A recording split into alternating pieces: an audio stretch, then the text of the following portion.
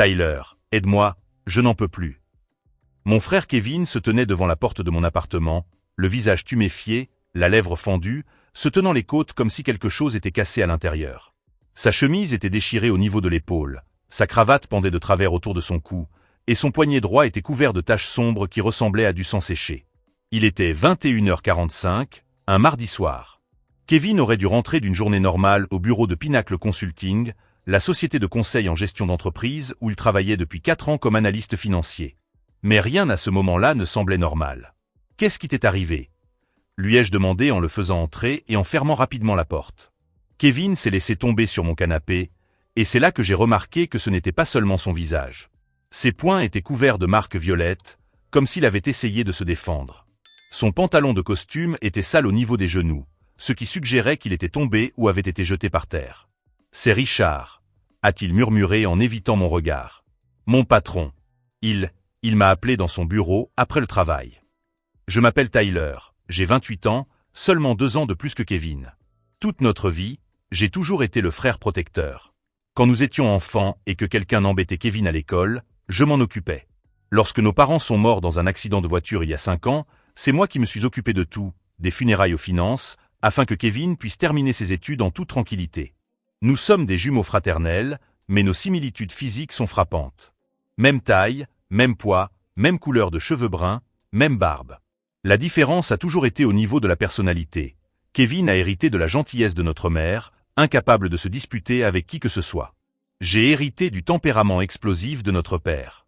Et à ce moment-là, en regardant mon frère effondré sur mon canapé, j'ai ressenti cette sensation familière de feu qui me parcourait l'échine. « Raconte-moi tout », lui ai-je dit en m'asseyant sur la table basse en face de lui. « Et ne laisse rien de côté. » Kevin a essuyé le sang au coin de sa bouche avec le dos de sa main.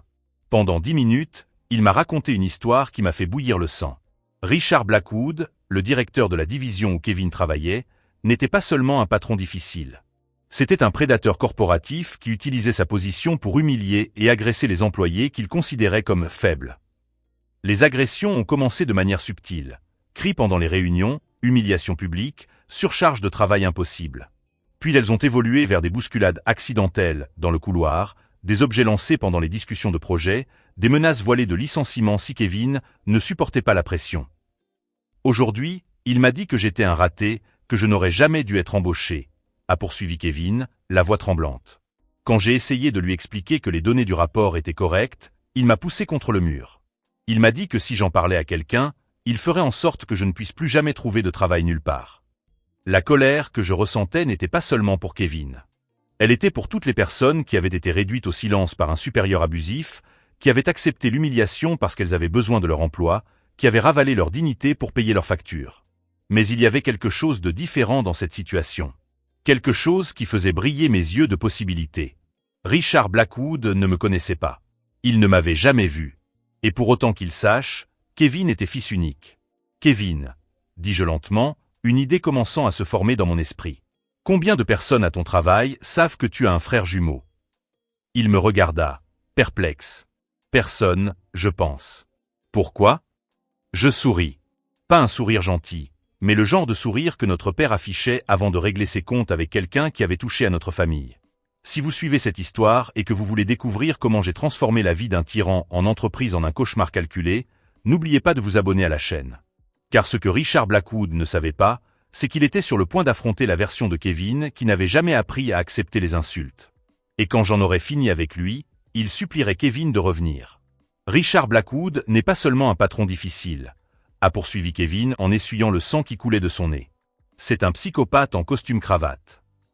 J'ai pris une poche de glace dans le réfrigérateur et l'ai donnée à Kevin pour qu'il l'applique sur son visage. Pendant ce temps, il m'a raconté les détails qui ont conforté ma décision. Richard avait 42 ans, il avait divorcé 2 fois et n'avait pas d'enfant. Il était arrivé chez Pinnacle Consulting 3 ans plus tôt grâce à ses relations politiques et non à son mérite. Sa stratégie pour conserver son pouvoir était simple. Identifier les employés compétents qui pourraient menacer sa position et les détruire systématiquement. Il choisit des gens comme moi, a expliqué Kevin en grimaçant de douleur. Des employés discrets, sans relation familiale dans l'entreprise, qui ont besoin de leur emploi. Des gens qui ne feront pas de vagues. La méthode de Richard était raffinée et cruelle. Tout d'abord, Il surchargeait sa victime de tâches impossibles, toujours assorties de délais irréalistes. Lorsque, inévitablement, quelque chose tournait mal, il explosait lors de réunions publiques, humiliant la personne devant toute l'équipe. La semaine dernière, il m'a fait refaire un rapport 7 fois, murmura Kevin.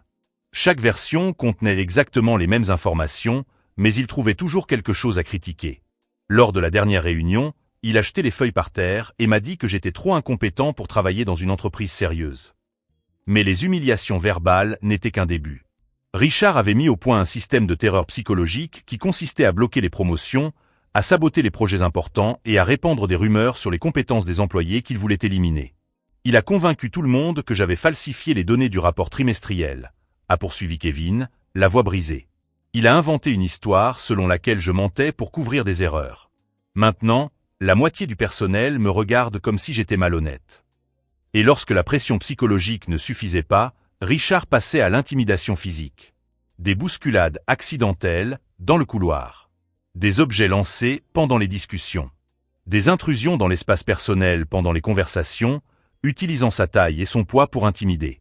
Aujourd'hui, c'était différent, murmura Kevin en touchant ses côtes endolories. Il m'a appelé dans son bureau après le départ de tout le monde. Il m'a dit que j'étais une erreur de recrutement qu'il allait corriger personnellement. Quand j'ai essayé de partir, il m'a bloqué la porte.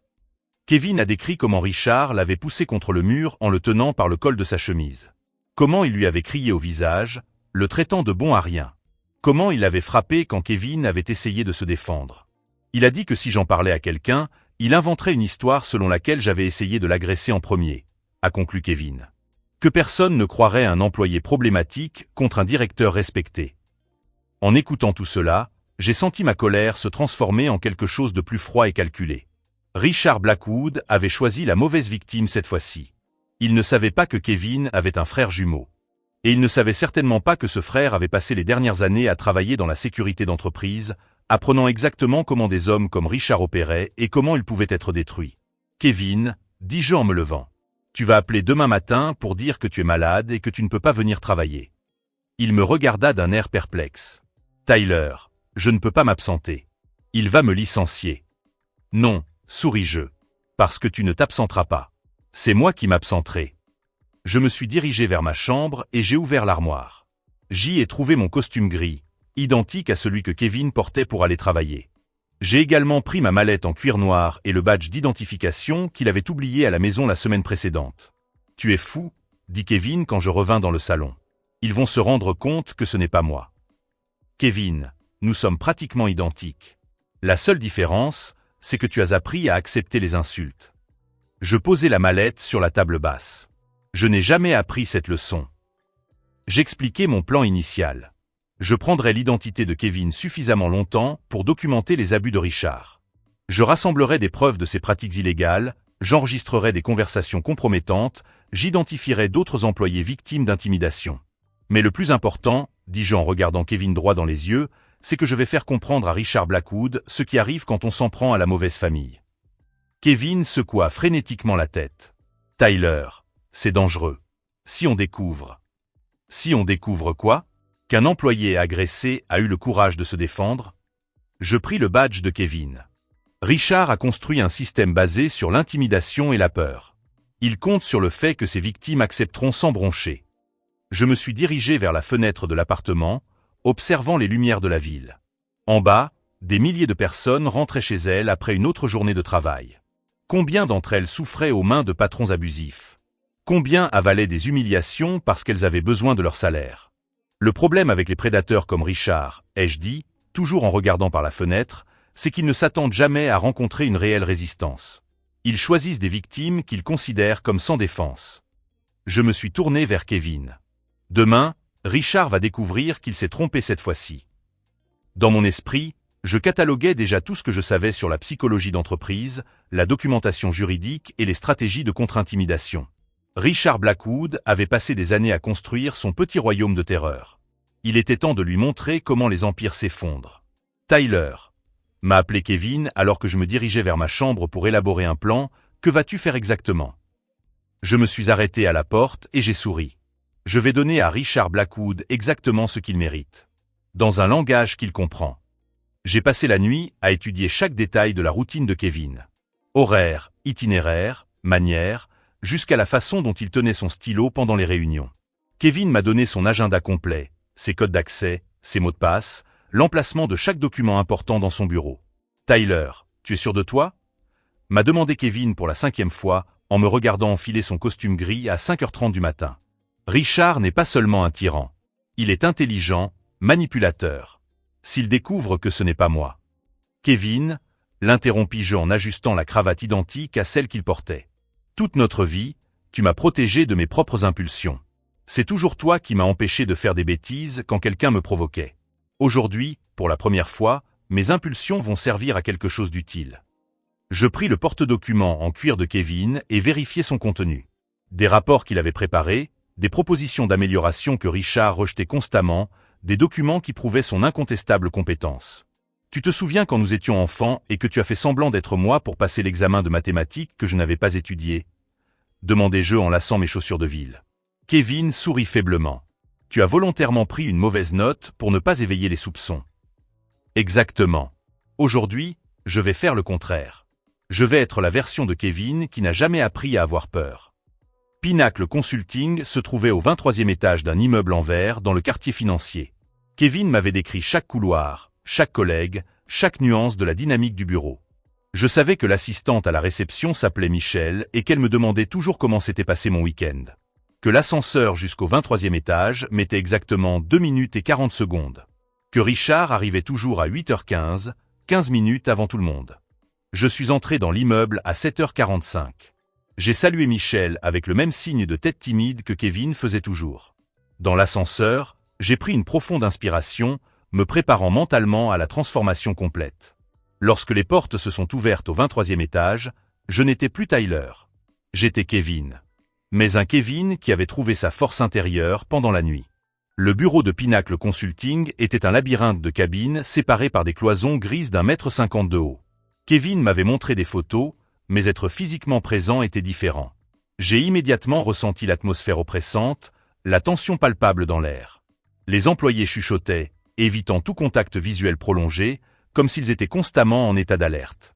Je me suis dirigé vers le poste de travail de Kevin, un box situé dans le coin sud-est de l'étage, près des fenêtres mais suffisamment éloigné du bureau de Richard pour ne pas attirer inutilement l'attention. J'ai allumé l'ordinateur et j'ai commencé à consulter mes emails, me familiarisant avec les projets en cours et les échéances imminentes. Kevin. La voix stridente a tranché le silence matinal comme une lame. C'était Richard Blackwood.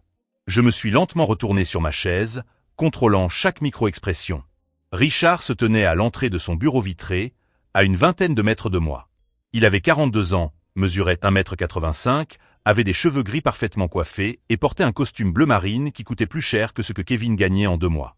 Mais ce sont ses yeux qui ont attiré mon attention. Froid, calculateur, avec cette familiarité sadique de ceux qui aiment faire souffrir. « Oui, monsieur Blackwood », ai-je répondu en me levant de ma chaise. « Mon bureau. » Tout de suite. Je me dirigeai vers la salle vitrée, sentant les regards curieux de mes collègues. Kevin m'avait prévenu que Richard faisait toujours ses convocations matinales pour établir sa domination dès le début de la journée. Cela faisait partie du rituel quotidien d'intimidation. Le bureau de Richard était purement ostentatoire. Un bureau en acajou, des chaises en cuir italien, des diplômes encadrés couvrant tout un mur, une vue panoramique sur la ville à travers des baies vitrées. Mais ce qui m'a le plus impressionné, c'est la façon dont il avait tout disposé pour maximiser l'intimidation. Son fauteuil était nettement plus haut que ceux des visiteurs. Le bureau était trop large, créant une distance physique. Les lumières étaient placées de manière à créer des ombres dramatiques sur son visage. « Fermez la porte », ordonna Richard sans lever les yeux des documents devant lui. Je fermai la porte et restai debout, attendant ses instructions. « Le rapport Morrison que vous avez remis hier est incorrect, » dit-il en me regardant enfin. « Les chiffres des prévisions trimestrielles sont gonflés. Vous allez tout refaire. » Je connaissais cette tactique. Kevin m'avait expliqué comment Richard trouvait toujours des « erreurs inexistantes » pour justifier ses humiliations. Le rapport Morrison était parfait.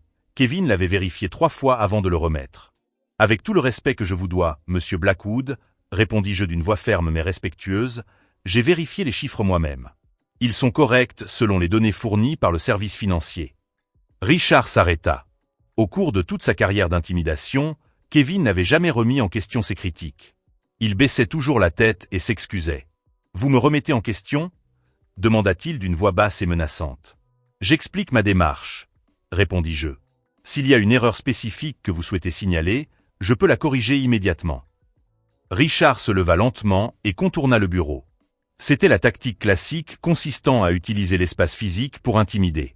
Il s'arrêta à moins d'un demi-mètre de moi, utilisant sa taille et son poids pour créer une pression psychologique. « Kevin », dit-il en prononçant mon nom, le nom de Kevin, comme s'il s'agissait d'un mot grossier. « Vous êtes courageux aujourd'hui. » Je maintenais un contact visuel direct.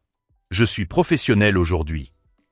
C'était subtil, mais je vis quelque chose changer dans son expression. De la surprise. En 4 ans, Kevin n'avait jamais maintenu le contact visuel lors de confrontations. Il détournait toujours le regard, montrant sa soumission. « Asseyez-vous », a-t-il ordonné en retournant à son fauteuil. Je me suis assis, mais pas sur le bord du fauteuil comme Kevin le faisait toujours. Je me suis installé confortablement, montrant que je n'étais ni anxieux ni intimidé. « Il y a des rumeurs », a commencé Richard, en feuilletant un dossier qu'il ne lisait manifestement pas, selon lesquelles vous critiqueriez mon leadership auprès d'autres employés. C'était un mensonge évident, un piège classique. Kevin m'avait mis en garde contre cette tactique. Richard inventait des rumeurs pour forcer les gens à se soumettre. Intéressant, ai-je répondu. Pourriez-vous me dire qui a fait cette allégation? Je voudrais clarifier tout malentendu directement avec cette personne. Richard cessa de faire semblant de lire le dossier. Vous doutez de ma parole? Je vous pose une question sur la procédure à suivre, répondis-je calmement. Si une accusation formelle est portée contre mon comportement professionnel, je voudrais suivre le protocole de l'entreprise pour la résoudre. Il y eut un silence total pendant 10 secondes qui me semblèrent une éternité. Richard m'étudiait comme s'il voyait un extraterrestre. Le Kevin soumis et apologétique avait disparu, remplacé par quelqu'un qui connaissait ses droits et n'avait pas peur de les exercer. « Vous pouvez y aller », dit-il finalement, la voix chargée d'une irritation mal dissimulée. « Merci pour cette conversation, monsieur Blackwood », ai-je répondu en me levant. Si vous avez besoin de revoir un aspect quelconque du rapport Morrison avec des données spécifiques, je suis à votre disposition. Je suis sorti de la pièce en sentant le regard de Richard brûler dans mon dos. Une première victoire, petite mais importante. Kevin n'était jamais sorti de cette pièce sans s'excuser pour quelque chose. De retour à mon bureau, j'ai commencé à mettre en œuvre la deuxième phase du plan. Pendant la pause café, j'ai discrètement discuté avec d'autres employés, leur posant des questions apparemment innocentes sur leurs expériences avec Richard. Ce que j'ai découvert était encore pire que ce que j'imaginais. Sarah Chen, analyste de données, m'a raconté à voix basse comment Richard l'avait forcé à travailler pendant son congé maladie après une opération chirurgicale, la menaçant de licenciement pour abandon de poste. Michael Torres, de la comptabilité, a révélé que Richard avait bloqué sa promotion à 3 reprises, toujours avec des justifications vagues sur l'adéquation culturelle. Jennifer Walsh, du marketing, m'a confié que Richard faisait des commentaires inappropriés sur son apparence lors de réunions privées. Chaque conversation confirmait le schéma.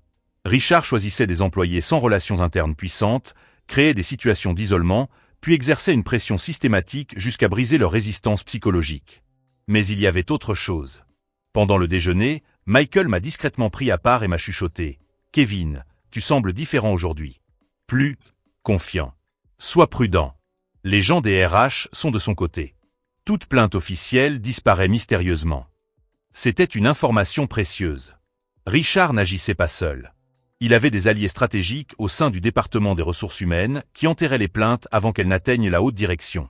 Quand je suis retourné à mon bureau après le déjeuner, j'ai trouvé un mot sur mon clavier. Réunion privée, 17h. Mon bureau. Ne manque pas, RB. L'heure n'était pas une coïncidence. À 17h, la plupart des employés seraient déjà partis. Les réunions privées, après les heures de travail, étaient l'occasion pour Richard d'exercer une intimidation physique sans témoin. Mais cette fois-ci, il avait choisi la mauvaise victime. J'ai passé le reste de l'après-midi à documenter discrètement tout ce que j'observais, photographiant avec mon téléphone portable chaque interaction suspecte de Richard avec d'autres employés, créant ainsi un registre détaillé de son comportement abusif. À 16h55, j'ai commencé à me préparer psychologiquement à la confrontation qui allait définir toute l'opération. Richard Blackwood était sur le point de découvrir la différence entre intimider Kevin et essayer d'intimider Tyler. À 5h pile, j'ai frappé à la porte vitrée du bureau de Richard. À travers la vitre, j'ai vu qu'il avait réorganisé la pièce. La chaise des visiteurs était désormais placée directement sous la lumière la plus forte, créant un effet d'interrogatoire. Le bureau avait été complètement nettoyé, à l'exception d'un seul dossier, contenant probablement des accusations fabriquées de toutes pièces contre Kevin. « Entrez », ordonna-t-il sans lever les yeux. Je suis entré et j'ai fermé la porte. Richard ne m'a pas proposé de m'asseoir, je suis donc resté debout. C'était une autre tactique d'intimidation. Forcer son subordonné à rester dans une position vulnérable tandis qu'il gardait le contrôle depuis son fauteuil surélevé. « Asseyez-vous », dit-il finalement en désignant la chaise sous les projecteurs. Je m'assis, mais sans m'adosser. Je restai droit, les mains détendues sur les genoux, le regard fixe. Richard étudia mon langage corporel pendant quelques secondes, visiblement déconcerté.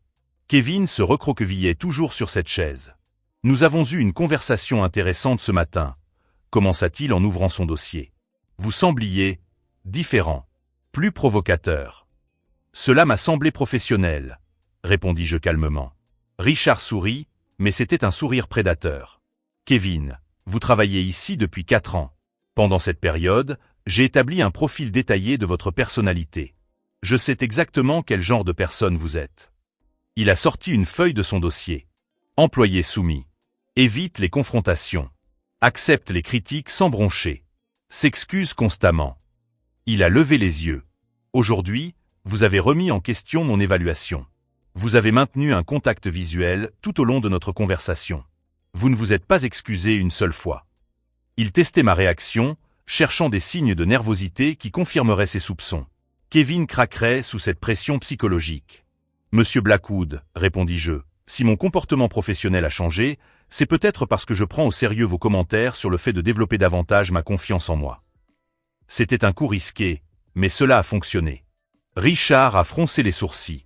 Pendant des mois, il avait critiqué Kevin pour son manque d'assertivité lors des réunions d'équipe. Utiliser ses propres mots contre lui a créé une dissonance cognitive momentanée. « Intéressant », a-t-il murmuré. « Et d'où vient exactement cette nouvelle confiance ?»« D'une réflexion personnelle, » ai-je répondu. J'ai évalué mes performances et j'ai réalisé que je laissais mes insécurités affecter ma productivité. Richard s'est levé et s'est dirigé vers la fenêtre, me tournant le dos. C'était un geste calculé, faire semblant de se désintéresser tout en assimilant les informations. « Kevin, » a-t-il dit, toujours en regardant par la fenêtre, « savez-vous ce qui arrive aux employés qui deviennent problématiques ?» La menace était claire. C'était le moment où Kevin cédait toujours, s'excusant et promettant de revenir à un comportement soumis. « Je pense que les employés problématiques sont ceux qui ne remplissent pas leurs responsabilités, » ai-je répondu. « Mon travail parle de lui-même. » Richard s'est retourné rapidement. « Votre travail. » Il a éclaté de rire. « Kevin, votre travail est médiocre, au mieux. La seule raison pour laquelle vous êtes encore ici, c'est parce que je vous le permets. » C'était un mensonge évident. Kevin était l'un des analystes les plus compétents de l'entreprise. Richard le savait et détestait l'admettre. « Si mon travail est inadéquat, dis-je calmement, j'aimerais revoir précisément les indicateurs de performance que je ne parviens pas à atteindre. » Silence pendant 5 secondes. Richard ne s'attendait pas à cette réponse. Kevin n'avait jamais demandé de preuves concrètes pour étayer ses critiques. « Des indicateurs », répéta-t-il d'une voix pleine de dédain. « Vous voulez des indicateurs ?» Il retourna s'asseoir, visiblement irrité. « Très bien, Kevin. Je vais être très précis sur vos lacunes. » Pendant les 15 minutes qui suivirent, Richard énuméra une série de critiques vagues et contradictoires. Travail trop lent sur certains projets, trop précipité sur d'autres. Analyse excessivement détaillée, qui était en même temps superficielle. Il était évident qu'il improvisait, essayant de justifier des années d'abus sans fondement factuel. Je suis resté impassible pendant toute la tirade, prenant occasionnellement des notes sur un bloc-notes que j'avais pris sur la table. Chaque critique que je notais constituait une future preuve de harcèlement lorsque je porterais plainte. Et alors, a conclu Richard, qu'avez-vous à dire à ce sujet? J'aimerais établir un plan d'amélioration avec des objectifs mesurables, ai-je répondu. S'il y a des domaines spécifiques dans lesquels mes performances sont inférieures à la norme, je préfère les traiter de manière systématique. Richard a tapé du poing sur la table. Vous ne comprenez pas, n'est-ce pas? Il ne s'agit pas de s'améliorer. Il s'agit d'accepter votre position dans cette hiérarchie. Enfin, le masque était tombé. Il ne s'agissait pas de performance, mais de domination psychologique. Ma position, répétai-je lentement, est celle d'analyste financier senior. Mes responsabilités sont clairement définies dans le manuel de l'employé. Vos responsabilités, dit Richard en se levant à nouveau, visiblement agité, sont celles que je définis. Et si vous ne pouvez pas l'accepter? Il laissa sa phrase en suspens, une autre menace implicite. Monsieur Blackwood, dis-je en me levant également, s'il y a quelque chose de spécifique à discuter concernant mes performances ou mes responsabilités, je suggère que nous organisions une réunion en présence des RH afin de documenter correctement toute question. Ce fut le coup de grâce. Richard détestait que les RH soient impliqués, car cela limitait son pouvoir d'intimidation. Il comptait sur des conversations privées sans témoin pour exercer son pouvoir. « Sortez », dit-il d'une voix basse et menaçante. « Sortez de mon bureau. » « Bien sûr. Bonne journée, monsieur Blackwood. » Je me dirigeai vers la porte, mais avant de l'ouvrir, je me retournai. « Ah, monsieur Blackwood ? Si vous avez besoin de fixer un rendez-vous pour une discussion formelle sur les performances, je serai disponible demain. » Je sortis avant qu'il n'ait le temps de répondre. De retour dans mon box, j'ai commencé à mettre en œuvre la deuxième phase. J'ai discrètement ouvert l'enregistreur de mon téléphone portable et j'ai commencé à tout documenter. Chaque interaction abusive dont j'avais été témoin, chaque employé intimidé, chaque tactique psychologique employée par Richard. À 18h30, alors que la plupart des employés étaient partis, j'ai reçu un email de Richard. « Kevin, réunion demain, 8h. Dans mon bureau. Venez prêt à discuter de votre avenir dans cette entreprise. » C'était exactement ce à quoi je m'attendais. Richard passait à la vitesse supérieure parce que ses intimidations habituelles n'avaient pas fonctionné. Demain, il allait sortir l'artillerie lourde, peut-être des alliés des ressources humaines, des menaces directes de licenciement, voire des agressions physiques s'il pensait pouvoir s'en tirer à bon compte. Mais pendant que Richard planifiait ma destruction, j'avais 3 longueurs d'avance sur lui. Sur le chemin du retour, je fis un arrêt stratégique.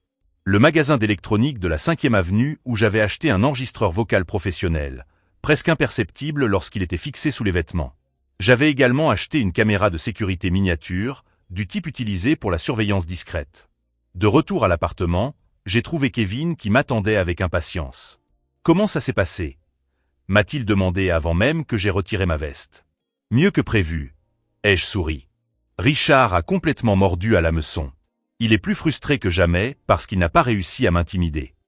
J'ai montré à Kevin les notes que j'avais prises, les preuves que j'avais recueillies, le matériel que j'avais acheté. « Tyler, ça devient dangereux », a dit Kevin en examinant la caméra miniature. « S'il découvre… » Kevin, l'ai-je interrompu, Richard a bâti tout son pouvoir en faisant croire à des gens comme toi qu'ils sont sans défense. Qu'ils ne peuvent rien faire contre lui. Qu'ils doivent accepter les abus parce qu'ils ont besoin de leur emploi. Je me suis dirigé vers la fenêtre, observant les lumières de la ville. Demain, il va découvrir ce qui se passe quand il rencontre quelqu'un qui refuse d'être une victime. Si vous suivez cette transformation de victime en vengeur stratégique, abonnez-vous à la chaîne, car demain, Richard Blackwood va affronter le pire cauchemar de tout patron abusif, un employé qui n'a pas peur. Car à 8h du matin, Richard pensait qu'il allait détruire Kevin une fois pour toutes. En réalité, ce serait le début de la fin de son règne de terreur. À 7h50 du matin, je suis entré dans le bâtiment de Pinnacle Consulting pour la dernière fois en tant que Kevin. Le magnétophone professionnel était collé sous ma chemise, la caméra miniature discrètement fixée à la boutonnière de ma veste, positionnée pour capturer toute agression physique que Richard tenterait. Mais cette fois, je n'étais pas seul. Au cours de la nuit, j'avais mis en œuvre la phase finale du plan. J'ai appelé David Chen, le frère de Sarah Chen qui travaillait au service des données. David était un avocat spécialisé dans le harcèlement en entreprise. Je lui ai expliqué la situation, lui ai envoyé les preuves préliminaires que j'avais recueillies sur Richard, et il a accepté d'attendre mon signal pour intervenir immédiatement sur le plan juridique. J'ai également contacté Maria Santos, journaliste d'investigation au Business Tribune qui avait déjà couvert des scandales d'entreprise. Elle était intéressée par un article sur la culture toxique dans les cabinets de conseil, surtout s'il était étayé par des preuves documentées. À 8h pile, j'ai frappé à la porte vitrée de Richard. Il était assis derrière son bureau en acajou, mais cette fois-ci, il n'était pas seul. Assise sur une chaise à côté de lui se trouvait Patricia Williams, la directrice des ressources humaines, l'allié dont Kevin m'avait prévenu qu'elle enterrait toujours les plaintes contre Richard. « Entrez, Kevin », a dit Richard, d'un ton aussi glacial que la glace de l'Antarctique. « Fermez la porte. » Je suis entré et j'ai fermé la porte, remarquant immédiatement que Richard avait réaménagé la pièce. Ma chaise était désormais placée au centre de la pièce, entourée des 2 cadres supérieurs comme dans un tribunal informel. C'était une intimidation classique, 2 contre 1, l'autorité suprême contre un subordonné isolé. « Asseyez-vous », ordonna Patricia en désignant la chaise au milieu. Je m'assis calmement, croisa les jambes et posa mes mains détendues sur mes genoux. C'était exactement le contraire du langage corporel que Kevin affichait habituellement dans ce genre de situation. « Kevin, » commença Richard, « nous avons un sérieux problème. Votre comportement hier était tout à fait inacceptable. » « Quel aspect précis de mon comportement ?» demandai-je en conservant un ton professionnel. Patricia se pencha en avant. « N'interrompez pas, monsieur Blackwood. Vous êtes ici pour écouter, pas pour questionner. » C'était exactement ce à quoi je m'attendais. Le duo dynamique de l'intimidation en entreprise, utilisant des techniques de pression psychologique pour briser la résistance. Mais il ne savait pas que chaque mot était enregistré en haute définition. « Avec tout le respect que je vous dois, » répondis-je calmement, « je pense avoir le droit de comprendre quels comportements spécifiques sont considérés comme problématiques afin de pouvoir les corriger de manière appropriée. » Richard frappa du poing sur la table. « Vous voyez ? C'est exactement ça. Ce ton provocateur, cette attitude de remise en question constante. Ce n'est pas le Kevin que nous connaissons. Peut-être, ai-je dit lentement, est-ce parce que le Kevin que vous connaissiez était systématiquement intimidé et humilié, et qu'il a maintenant décidé d'exercer ses droits fondamentaux en tant qu'employé. » Silence total pendant 5 secondes. Patricia et Richard ont échangé un regard lourd de sens. « Kevin, » dit Patricia d'une voix faussement maternelle, « tu as travaillé sous beaucoup de stress ces derniers temps. Nous devrions peut-être envisager un congé maladie pour raisons psychologiques. » C'était la carte classique. Lorsque l'intimidation directe échouait, il passait à la remise en question de la santé mentale. Il qualifiait l'employé problématique de psychologiquement instable pour justifier son licenciement. « Suggestion intéressante, » répondis-je. Avant d'envisager cela, j'aimerais discuter de certaines préoccupations concernant l'environnement de travail qui pourraient contribuer à ce stress. Je sortis un bloc-notes de mon dossier. Au cours des 2 derniers jours, j'avais méthodiquement documenté chaque cas d'abus dont j'avais été témoin. Par exemple, ai-je commencé, hier, j'ai observé une interaction entre M. Blackwood et Michael Torres au cours de laquelle M. Blackwood a crié sur Michael pendant 8 minutes d'affilée à propos d'un rapport qui était factuellement correct. Richard s'est penché en avant. « Enregistrez-vous nos conversations privées ? » « Je documente les comportements au travail, » ai-je répondu. J'ai également remarqué que Sarah Chen a été contrainte de travailler pendant son congé maladie post-opératoire, sous peine d'être licenciée pour abandon de poste. Patricia m'interrompit rapidement. « Kevin, ce sont des allégations graves qui ne peuvent être étayées. » « En fait, si. » Je souris pour la première fois depuis que j'étais entré dans la pièce. Parce que j'ai toute la documentation nécessaire. J'ai sorti mon téléphone portable et ouvert le dossier contenant les photos, vidéos et enregistrements audio que j'avais collectés. J'ai enregistré 17 cas d'intimidation verbale, 5 cas de menaces directes de licenciement injustifié, 3 épisodes d'agression physique mineure et des preuves écrites de discrimination systématique à l'encontre d'employés sans relations internes. Le visage de Richard est passé du rouge de colère au blanc pâle en quelques secondes. Patricia a essayé de garder son sang-froid, mais j'ai vu ses mains trembler légèrement. Ces enregistrements ont été réalisés sans consentement, a déclaré Patricia, essayant de reprendre le contrôle légal de la situation. Ils ne sont pas admissibles. En fait, l'État de l'Illinois autorise l'enregistrement des conversations lorsque l'une des parties y consent. En tant que participant aux conversations, j'ai le droit légal de les enregistrer. Richard a finalement explosé. « Petit salaud manipulateur. Tu crois que tu peux me faire chanter ?» Il s'est levé brusquement de sa chaise et s'est dirigé vers moi, les poings serrés. C'était exactement ce à quoi je m'attendais. Richard perdait le contrôle de ses émotions et passait à l'intimidation physique devant un témoin.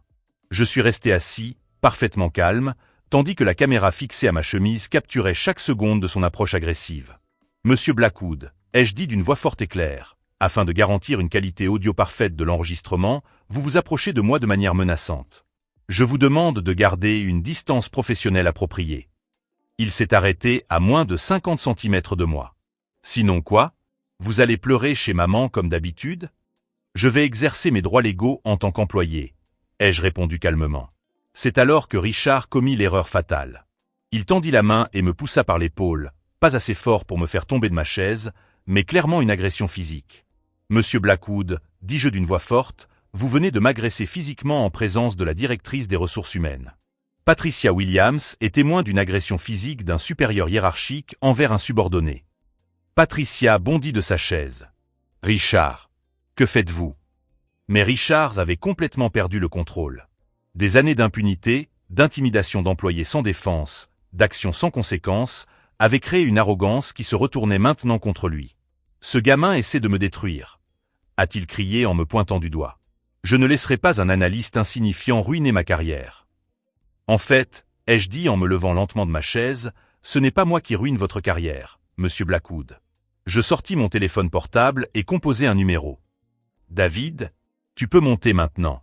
23e étage, bureau du directeur. » Richard fronça les sourcils. « Qui diable est David ?»« David Chen, avocat spécialisé dans le harcèlement au travail, » répondis-je. « Le frère de Sarah Chen, l'employé que vous avez forcé à travailler pendant son congé maladie. » Patricia pâlit complètement. « Kevin, qu'est-ce que vous faites ?»« J'exerce des droits que j'aurais dû exercer il y a 4 ans, » répondis-je. David monte avec les documents juridiques nécessaires pour intenter une action en justice pour harcèlement, intimidation, agression physique, création d'un environnement de travail hostile et discrimination systématique. Richard tenta de retrouver son sang-froid. « Vous bluffez. Vous n'avez pas suffisamment de preuves pour... »« J'ai suffisamment de preuves pour des poursuites pénales et civiles, » l'interrompis-je. Mais ce n'est pas tout. Je composai un autre numéro. « Maria, vous pouvez monter aussi. Même salle. »« Maria qui ?» demanda Patricia, la voix désormais clairement désespérée. « Maria Santos, journaliste d'investigation au Business Tribune. Elle prépare un article sur la culture d'entreprise toxique chez Pinnacle Consulting, en se concentrant spécifiquement sur la division de M. Blackwood. » Richard tituba en arrière. « Vous avez tout planifié. » »« Oui, j'ai tout planifié, » ai-je confirmé. « Pendant 2 jours, j'ai minutieusement rassemblé des preuves. J'ai interrogé 10 employés différents qui ont souffert sous votre direction. J'ai documenté des schémas systématiques d'abus. Et maintenant, j'ai une vidéo de vous en train de m'agresser physiquement. » On frappa à la porte vitrée. David Chen se tenait devant la porte avec un porte-documents en cuir, accompagné d'une femme d'âge moyen munie d'un bloc-notes, Maria Santos. « Puis-je les laisser entrer ?» demandai-je poliment. Patricia était maintenant visiblement paniquée. « Kevin, nous pouvons régler cela en interne. Il n'est pas nécessaire d'impliquer des avocats ou la presse. Le délai pour un règlement interne a expiré il y a environ 4 ans, ai-je répondu en me dirigeant vers la porte. Lorsque des employés sont systématiquement réduits au silence, humiliés et agressés, le règlement interne perd toute crédibilité. J'ouvris la porte. David entra avec une prestance professionnelle imposante, salua Patricia formellement et se plaça à mes côtés. Maria entra juste derrière lui, évaluant rapidement la dynamique de la pièce avec son regard expérimenté de journaliste d'investigation. « Monsieur Chen, dis-je, j'aimerais vous présenter Richard Blackwood, directeur de division, et Patricia Williams, directrice des ressources humaines. » David a ouvert son porte-documents. « Monsieur Blackwood, Madame Williams, je représente Kevin Morrison dans les affaires liées au travail. J'ai ici des documents officiels attestant de multiples violations des lois fédérales et étatiques sur le travail. » Richard a tenté un dernier coup désespéré. Kevin n'a jamais eu le courage de faire cela. Il y a quelque chose qui cloche ici. C'est alors que j'ai souri pour la première fois de manière sincère. Vous avez tout à fait raison, monsieur Blackwood. Kevin Morrison n'a jamais eu le courage de faire cela. Pause dramatique pendant que tout le monde me regardait avec perplexité. Heureusement, ai-je poursuivi, je m'appelle Tyler Morrison, je suis le frère jumeau de Kevin. Kevin est chez lui, où il se remet des agressions qu'il a subies de vos mains mardi dernier. Le silence qui s'ensuivit fut assourdissant. Richard me regardait comme s'il voyait un fantôme. Patricia dut s'appuyer sur la table pour ne pas tomber. « Usurpation d'identité !» s'écria Richard désespérément. « C'est un crime. » David sourit froidement. « En fait, non. Tyler Morrison ne s'est pas fait passer pour un employé à des fins financières ou pour commettre une fraude. Il a pris l'identité de son frère pour recueillir des preuves des crimes commis contre Kevin Morrison. C'est parfaitement légal en vertu de la loi sur la protection des lanceurs d'alerte. » Maria a finalement pris la parole. « Monsieur Blackwood, souhaitez-vous faire un commentaire sur les allégations de harcèlement systématique avant que nous publiions l'article ?» Richard s'est effondré sur sa chaise, comprenant enfin toute l'ampleur de ce qui s'était passé. Pendant 4 ans, il avait intimidé Kevin Morrison parce qu'il était gentil, soumis, facile à contrôler. Aujourd'hui, il découvrait que Kevin avait un frère jumeau qui n'était pas du tout comme ça. Et que ce frère avait passé 2 jours à rassembler suffisamment de preuves pour détruire non seulement sa carrière, mais aussi potentiellement l'envoyer en prison. La dernière chose que j'ai vue avant de quitter cette pièce, c'était Richard Blackwood, le tyran de l'entreprise qui terrorisait les employés depuis des années, les larmes aux yeux, suppliant Patricia de trouver un moyen de régler cela discrètement. Mais comme Tyler Morrison l'avait appris en voyant Kevin souffrir pendant des années, certaines situations ne peuvent être réglées discrètement. Certaines situations exigent une justice complète et publique. 3 mois plus tard, j'ai reçu un appel de David Chen. Tyler, m'a-t-il dit, peinant à contenir sa satisfaction, le verdict vient d'être rendu. Richard a été condamné à 2 ans de prison pour agression et harcèlement systématique. Pinnacle Consulting versera 400 000 $ de dommages et intérêts à Kevin et aux autres employés concernés. J'étais assis dans mon appartement, regardant Kevin préparer le petit déjeuner. Au cours des dernières semaines, mon frère avait complètement changé. Ses épaules n'étaient plus voûtées, le sourire était revenu sur son visage, et pour la première fois depuis des années, il parlait de l'avenir avec enthousiasme. Et ce n'est pas tout, a poursuivi David. Patricia Williams a été licenciée. L'enquête a révélé qu'elle avait étouffé au moins 15 plaintes contre Richard au cours des 3 dernières années. Le conseil d'administration a mis en place une nouvelle politique de tolérance zéro en matière de harcèlement et a engagé un consultant externe pour superviser le département des ressources humaines. Kevin s'approcha avec 2 tasses de café, écoutant notre conversation en mode main libre. « David, » dit Kevin d'une voix ferme et confiante, « merci pour tout. Sans toi et Tyler, je souffrirais encore en silence. » Après avoir raccroché, Kevin s'assit à côté de moi. « Tyler, j'ai quelque chose à te dire. » Au cours des derniers mois, Kevin avait reçu des appels d'au moins 10 anciens employés de Pinnacle Consulting. Des personnes qui avaient été licenciées ou contraintes de démissionner après avoir souffert aux mains de Richard. Toutes voulaient le remercier d'avoir trouvé le courage de dénoncer le système. Sarah Chen m'a dit qu'elle avait trouvé un nouvel emploi dans une entreprise bien meilleure, a raconté Kevin. Michael Torres a ouvert son propre cabinet de conseil et recrute d'autres analystes qui ont été victimes de discrimination. Jennifer Walsh poursuit 3 autres entreprises pour comportements similaires. C'était l'effet domino que j'attendais. Lorsqu'une victime trouve le courage de se défendre, elle inspire d'autres personnes à faire de même.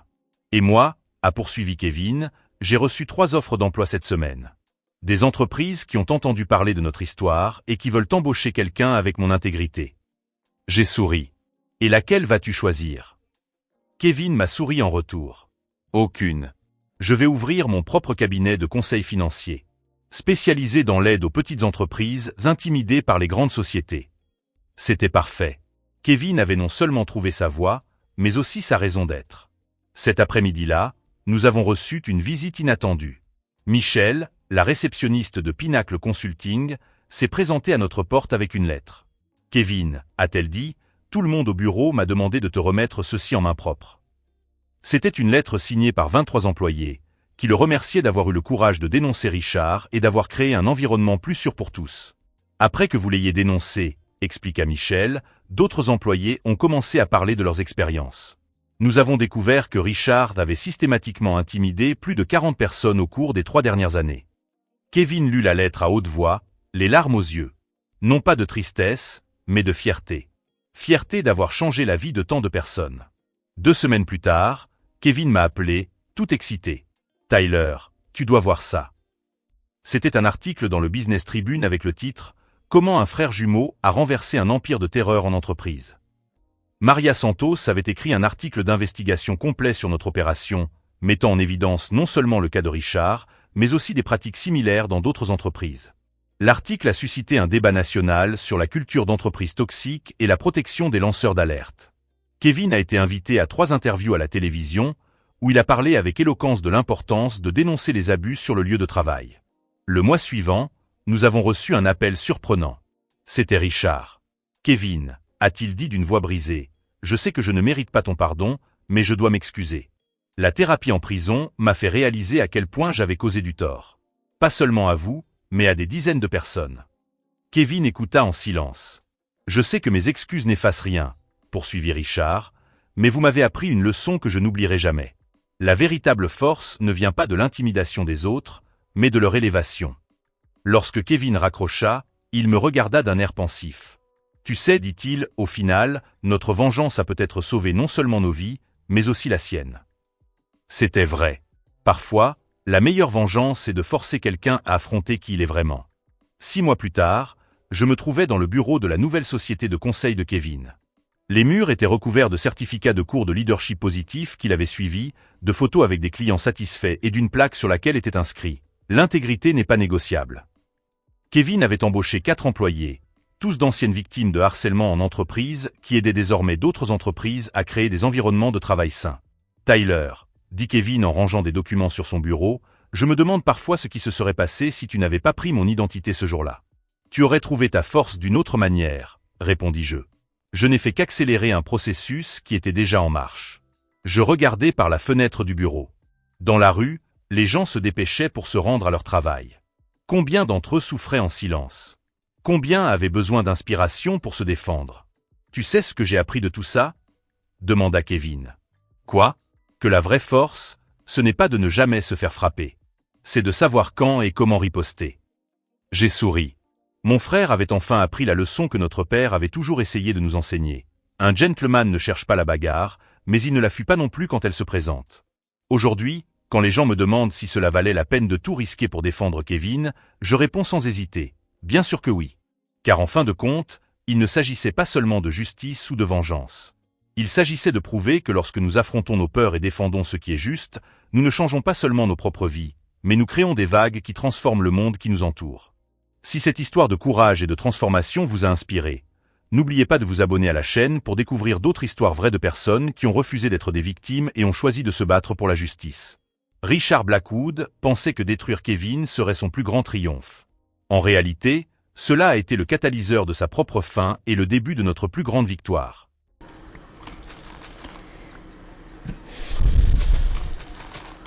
Pegao, pegao, pegao.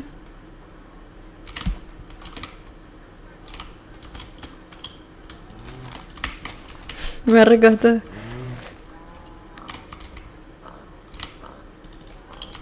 Pegao, pegao, pegao.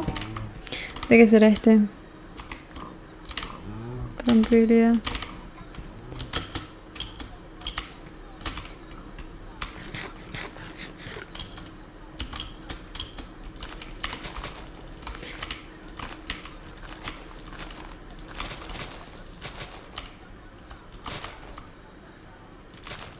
¿Cómo va Bernie? Ya sé que mejor que yo, pero... Maldito Bernie. Con su suerte. Protección. Pegao, pegao, pegao.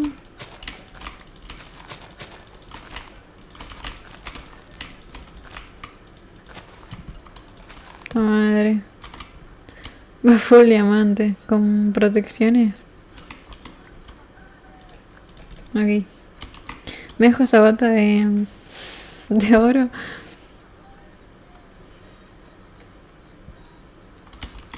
Oye, mierda.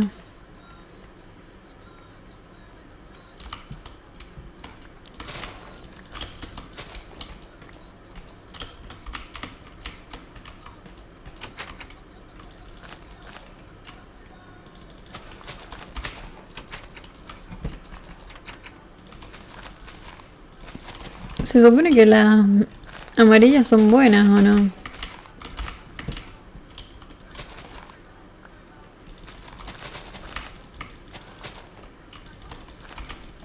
¿Por qué se ríe?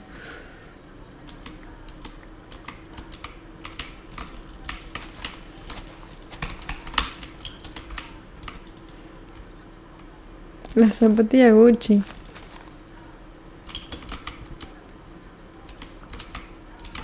A la verga.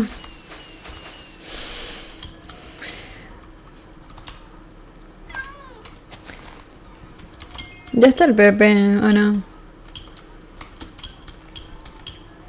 Hola, Gilsec. Gracias por el follow. Gilsec-JM siguió tu canal.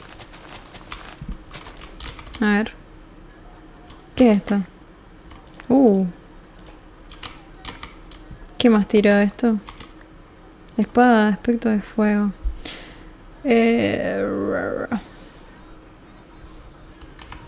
Bebé versus...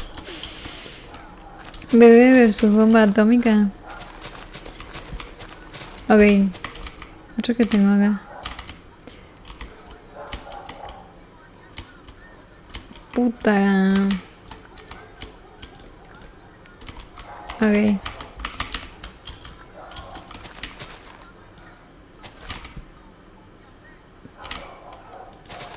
Oye, en Gosling. ¿No sabías?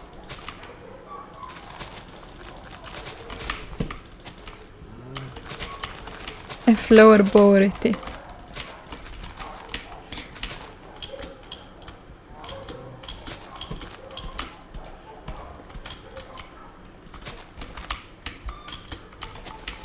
Costan...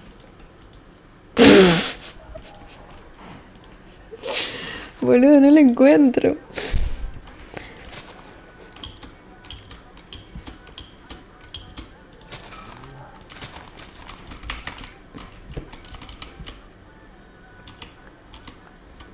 Protección...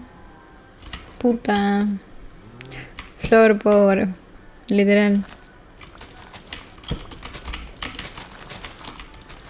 Pero no me toca nada, boludo.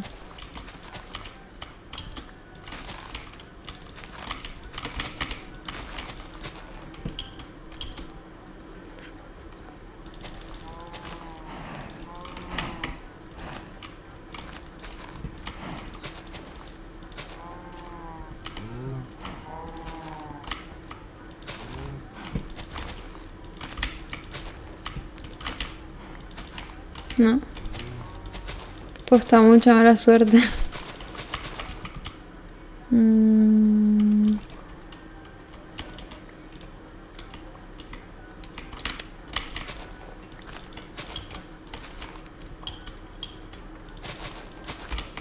¿Y esto?